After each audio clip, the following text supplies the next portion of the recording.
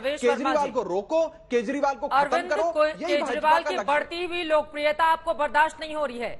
राघव चड्ढा जी यही बता रहे हैं कि चूंकि राष्ट्र को नंबर 1 बनाने का संकल्प उनकी ओर से ले लिया गया, उसके 2 दिन के बाद ही आप लोगों की ताबड़तोड़ ये छापेमारी की कार्रवाई शुरू हो गई। घोटाला क्या है जो आप लोग आरोप लगा रहे हैं? और उन्होंने खारिज भी किया कि तरह से लोकप्रियता बढ़ रही है तो ये ईडी और सीबीआई तो हमारे पीछे लगाएंगे ही। प्रवेश वर्मा जी, सुबह से अपना रेड चल रही है और दिल्ली के अंदर में जो लिकर स्कैम हुआ है उसके ऊपर में बात चल रही है, मगर आम आदमी पार्टी के लोग इस सारे मुद्दे को बिल्कुल ही चेंज कर देते हैं और खुद ही अपनी पीठ को ऐसे वो करते हैं कि हमारे नेता बहुत अच्छे हैं और हमारे नेता प्रधानमंत्री के उम्मीदवार होने वाले और फलाना फलाना। ये खुद ही अपने आप ही अपने गीत गाने लग जाते हैं। जनता ऐसा कह रही है, जनता ऐसा कह रही है, हमने तो नहीं सुना जनता क्या कह रही है। तो सवाल ये है कि लिकर स्कैम हुआ या नहीं हुआ। मैं यहाँ पे अपना राघव जी को 2 पिक्चर दिखाता हूँ। ये हैं माननीय दिनेश अरोड़ा जी। एक पिक्चर में ये मनीष सिसोदिया के साथ में दिखाई दे रहे हैं और एक पिक्चर में अरविंद केजरीवाल के साथ में दिखाई दे रहे हैं। ये दिल्ली में 8-10 पब चलाते हैं जहां पे मनीष सिसोदिया इनके पब में जाते हैं। ये उसका पिक्चर है। जैसे ही सीबीआई जांच शुरू होती है, ये दिनेश अरोड़ा जी कहीं पर हमारा देश छोड़कर चले जाते हैं, भाग जाते हैं जांच से डरकर। और ये पिक्चर भी मनीष सिसोदिया जी सारे सोशल मीडिया से डिलीट करवा देते हैं। अगर ये सही हैं, ये ईमानदार हैं, तो आपने ये पिक्चर क्यों डिलीट कराई?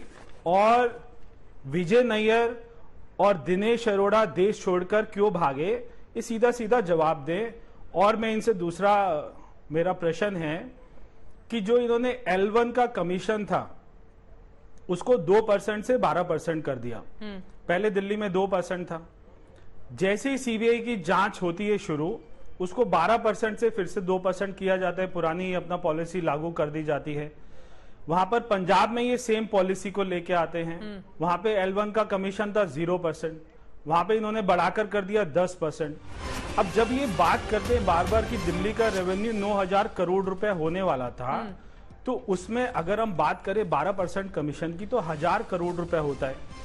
अब सारा गेम क्या है, ये पूरी लिकर पॉलिसी में सारा घोटाला क्या है, घपला क्या है, स्कैम क्या है, वो मैं आपको बताना चाहता हूं। तो इन्होंने क्या किया कि उसको अपना कमीशन को 2% से 12% कर दिया जी, और 6% उनसे अपना किकबैक लेना शुरू कर दिया।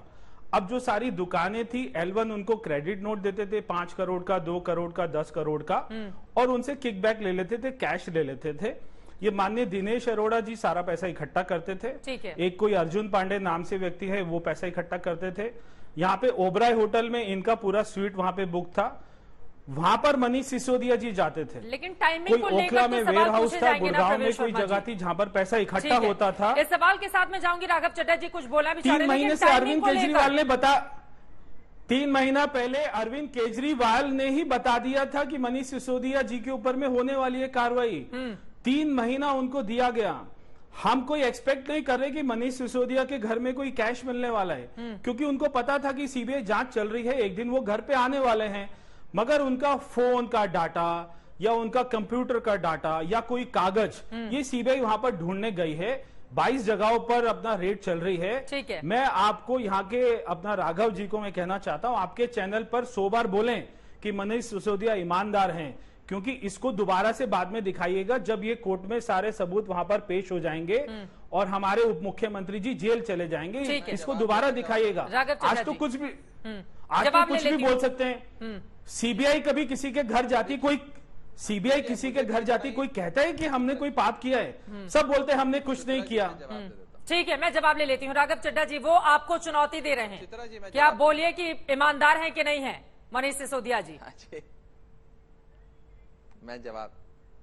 अब मुझे भी इतना ही समय दीजिएगा जितना इनको दिया, बिना किसी रोक टोक के। मुझे पूरा विश्वास है आप देंगी। चित्रा जी, मैं एक बार नहीं, मैं 1,00,000 बार बोलूंगा कि अरविंद केजरीवाल और मनीष सिसोदिया कट्टर ईमानदार, कट्टर देशभक्त लोग हैं। अपना करियर बनाने या पैसा बनाने नहीं, अपना करियर छोड़कर और कई हजारों लाखों रुपए की नौकरी को लात मारकर देश को बचाने के लिए, देश की राजनीति को साफ करने के लिए। नंबर 2, मुझे रोकिए नहीं, देखिए रोकिए नहीं, इनको शांत कराएं। चित्रा जी के बारे में भी आप यही बोलते थे 3 महीना पहले। सवाल पूछा, मैंने उसका जवाब दिया। आपको शांत कराना पड़ेगा चित्रा जी, ऐसे बहस नहीं चल पाएगी। एक एक करके माननीय सांसद जी, मैंने माननीय सांसद जी का जवाब दिया। जैन ईमानदार है, इनको शांत करा।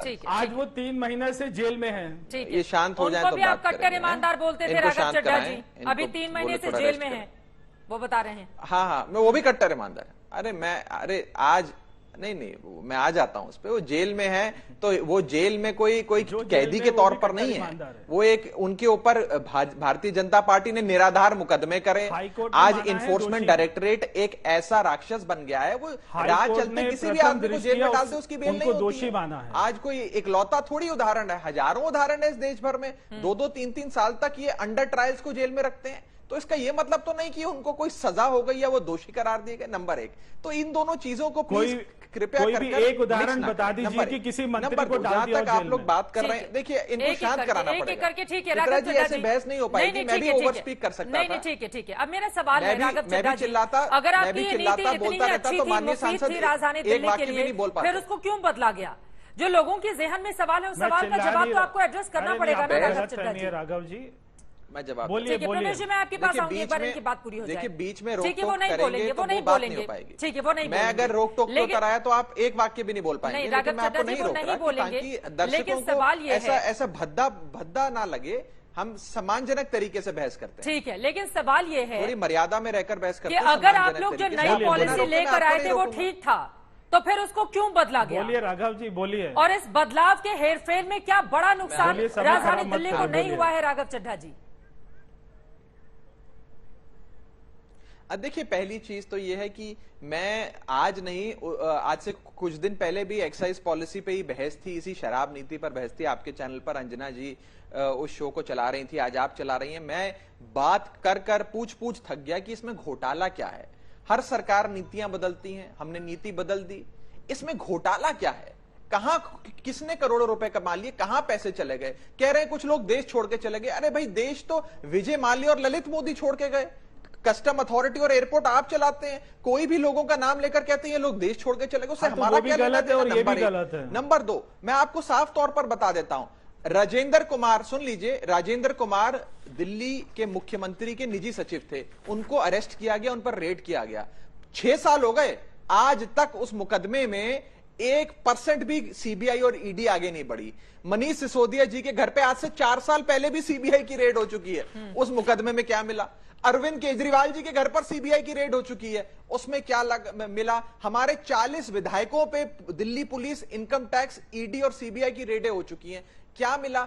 हर बार जब कोई रेड होती है, ये लोग कैमरे पर आकर कहते हैं हजारों करोड़ का घोटाला है, कमीशन खा ली, किकबैक खा लिया, अंत में इनको कोर्ट से फटकार मिलती है, हम बाइज्जत बरी होते हैं। अब आपके चैनल पर मैं कहता हूं कि बुंदेलखंड एक्सप्रेसवे का जो घोटाला हुआ और गुजरात में अवैध शराब का 10,000 करोड़ का सालाना व्यापार भाजपा के नेता चलाते हैं, अब कराइए जांच, कोई तो जांच कराए। जांच एजेंसियां इनकी, मुख्य सचिव इनका, उपराज्यपाल इनका, और आकर चिल्लाते हैं कैमरे पे कि भ्रष्टाचार हो गया। नंबर 1। नंबर 2, अब मुझे एक चीज बताएं, अगर भ्रष्टाचार से वास्तव में ये लोग लड़ना चाहते हैं तो केवल इनसे 2% से 12% क्यों किया कमीशन, इतना पूछ लीजिए। उन पे स्कैम के आरोप लगे थे।